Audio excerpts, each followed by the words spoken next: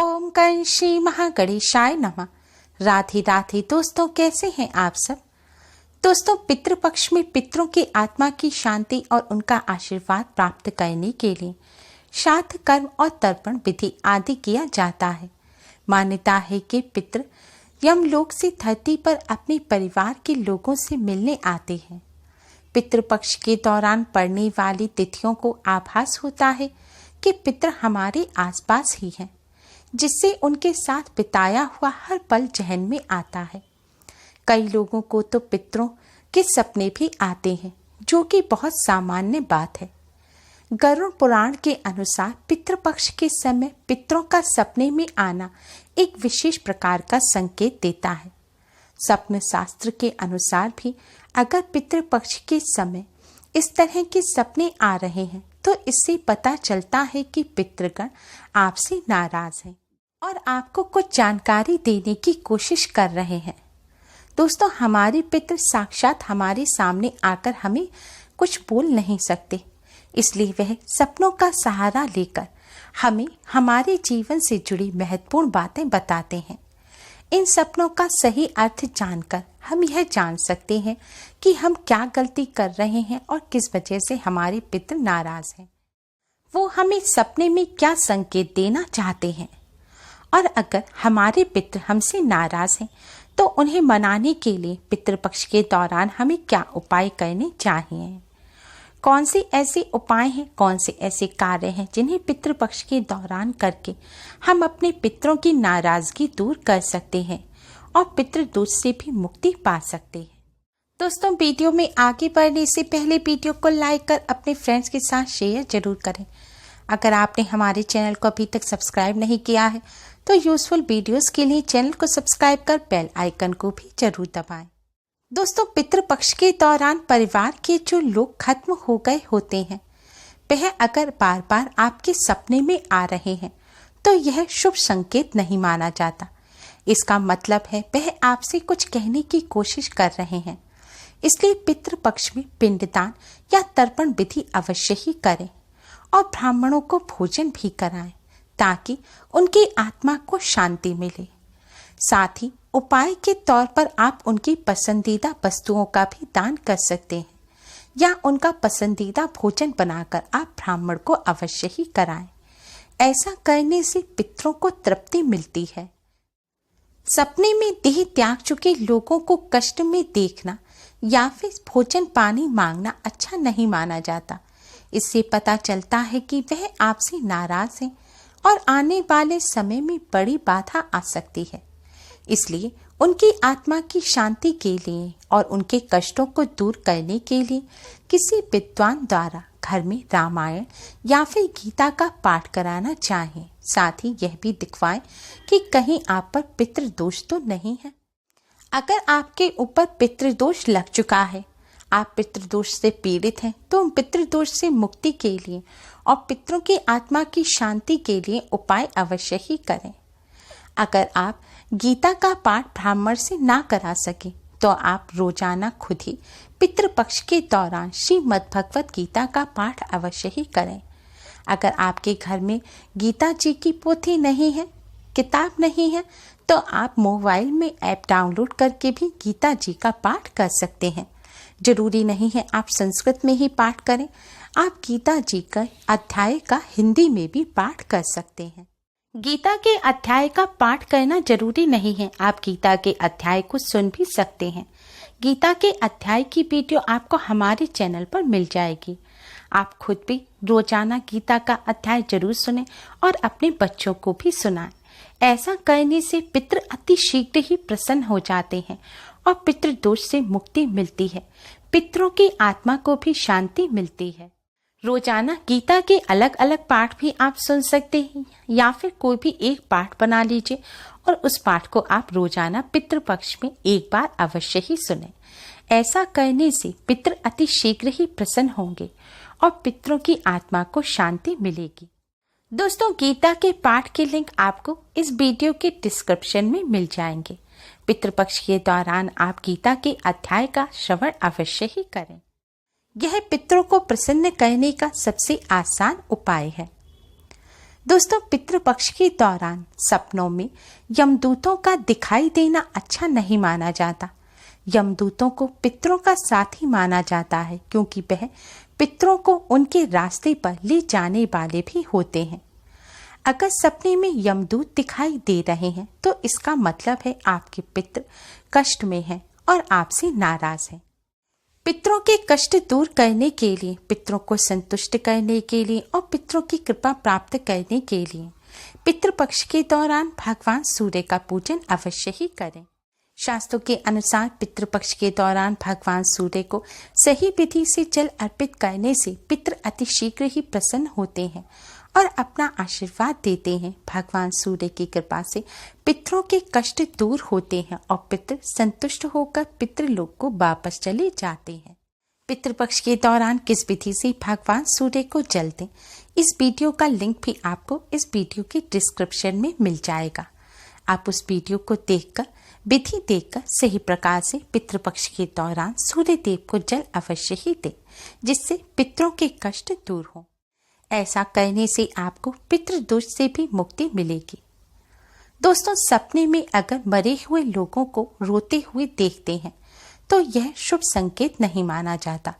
इसका अर्थ है कि उनकी जो इच्छाएं थीं वह अभी भी पूरी नहीं हुई हैं और उनको अभी तक मोक्ष प्राप्त नहीं हुआ है। इसलिए उनके नाम से आप पितृपक्ष के दौरान दान करें। ऐसा करने से पितरों की आत्मा को शांति मिलती है। शास्त्रों में बताया गया है कि धरती पर मौजूद संतान के द्वारा ही दिए गए अन्न जल से पितरों को संतुष्टि मिलती है।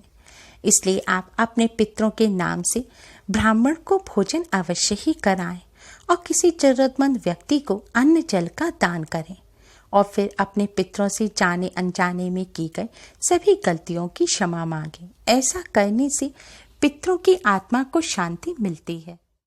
अगर आप सपने में अपनी संतान को बार बार बीमार होता हुआ देखते हैं तो यह शुभ नहीं माना जाता। कहा जाता है संतान को जो भी सुख मिलता है उनमें पूर्वजों का आशीर्वाद अवश्य ही होता है। अगर आप सपने में बार बार संतान को बीमार देख रहे हैं तो इसका संकेत है कि आपके पूर्वज आपसे नाराज हैं और आपको सूचित कर रहे हैं कि अपने कर्मों में उनका भी ध्यान रखें, अन्यथा आने वाले समय में कष्टों का सामना आपको करना पड़ सकता है और आप पितृदोष से पीड़ित हो सकते हैं। आपको, आपके बच्चों को गंभीर बीमारी हो सकती है।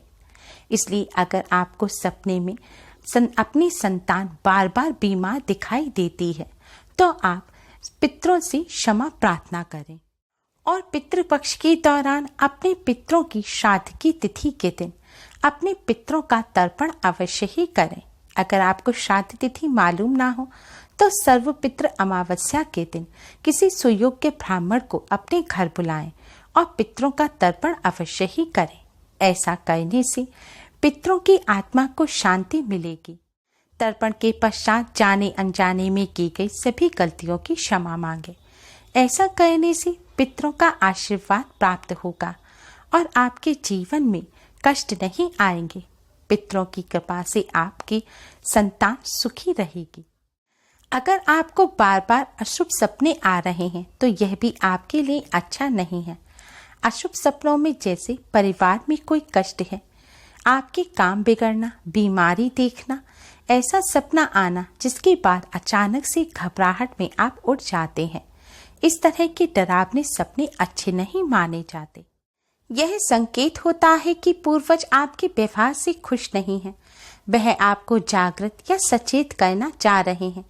अगर आप कुछ बड़ा कर्म करने जा रहे हैं या कोई फैसला लेने जा रहे हैं तो एक बार सोच विचार कर लें। साथ ही पितरों की आत्मा की शांति के लिए पूजा पाठ करें और पितृपक्ष के दौरान रोजाना अपने पितरों के नाम का दिया अपने घर में अवश्य ही जलाएं। यह दिया कैसे जलाना चाहिए, दिया जलाने की सही विधि क्या है, इसकी वीडियो भी आपको इस वीडियो के डिस्क्रिप्शन में मिल जाएगी। आप वह वीडियो देखकर सही विधि से पितरों के नाम का दिया अवश्य ही पितृपक्ष के दौरान में जलाएं। दोस्तों, कौए का संबंध मृत्यु के देवता यमराज से माना गया है। गरुड़ पुराण के अनुसार कौआ अगर सपने में चोंच मारता दिखाई दे रहा है तो कुछ अनहोनी का सूचक है। साथ ही धरती पर कौवा यमराज का संदेश वाहक भी होता है। वह एक तरफ से सभी पर नजर रखता है कि कौन मनुष्य कैसा व्यवहार कर रहा है। ऐसे में सपने में कौए का चोंच मारते देखना सही नहीं है। इसका मतलब है कि पितृ आपसे नाराज चल रहे हैं और उनको आपकी किसी बात से कष्ट पहुंच रहा है। इसलिए आप पितृपक्ष के दौरान रोजाना एक रोटी बनाएं, उस पे घी लगाएं और थोड़ी सी शक्कर डालें और इस रोटी के टुकड़े करके किसी दौने या पत्तल में रखकर अपने घर की छत पर रखें और थोड़ा सा पीने के लिए पानी भी रखें। रोटी को रखने से पहले रोटी को दूध में थोड़ा गीला भी कर लें। इस तरह घर की छत पर कौवे के लिए रोटी और पानी अवश्य ही रखें। ऐसा करने से पितरों को संतुष्टि मिलती है और राहु केतु के अशुभ प्रभाव भी दूर होते हैं। पितृ प्रसन्न होते हैं। दोस्तों, पितृपक्ष के दौरान सपने में अगर कुत्ता काट लेता है तो यह शुभ संकेत नहीं माना जाता। कुत्ते का संबंध भी यमदूत से माना गया है और श्राद्ध के दौरान जब पंचग्रास निकाले जाते हैं तो उसमें कुत्ते को भी भोजन दिया जाता है। इनको भी पितृगणों का ही साथी माना जाता है। सपने में अगर कुत्ता काट लेता है तो इसके दो मतलब हो सकते हैं। पहले तो पितृ आपसे नाराज चल रहे हैं और दूसरा कुंडली में राहु शुभ स्थिति में नहीं है। ऐसे में आप पितृपक्ष में आने वाले शनिवार को एक रोटी पर तेल लगाकर इसे कुत्ते को अवश्य ही खिलाएं और पीपल पर भी जल चढ़ाएं। ऐसा करने से पितरों की नाराजगी दूर होती है और राहु के भी अशुभ प्रभाव नहीं रहते। दोस्तों, गरुड़ पुराण और स्वप्न शास्त्र के अनुसार ये कुछ संकेत हैं जो हमारे पितृपक्ष के दौरान सपने में आकर हमें देते हैं। अगर आपको भी यह संकेत मिलते हैं तो आप अपने पितरों से जाने अनजाने में की गई सभी गलतियों की क्षमा मांगे और इन आसान से उपायों को अवश्य ही करें, जिससे आपको अपने पितरों की कृपा प्राप्त हो और पितृपक्ष के दौरान पितृ आपसे प्रसन्न और तृप्त होकर वापस पितृलोक को चले जाएं। इन आसान से उपायों को करने से पितरों का आशीर्वाद तो मिलता ही है, साथ ही पितृदोष से भी छुटकारा मिलता है। उम्मीद है आपको हमारी ये वीडियो पसंद आई होगी। प्लीज लाइक करें। हमारी इस वीडियो को अपने फ्रेंड्स और रिश्तेदारों में ज़्यादा से ज़्यादा शेयर करें, जिससे वह भी इसका लाभ उठा सकें। हमारी और भी वीडियोस के लिए हमारे चैनल को सब्सक्राइब करना ना भूलें। Thanks for watching. Radhe Radhe.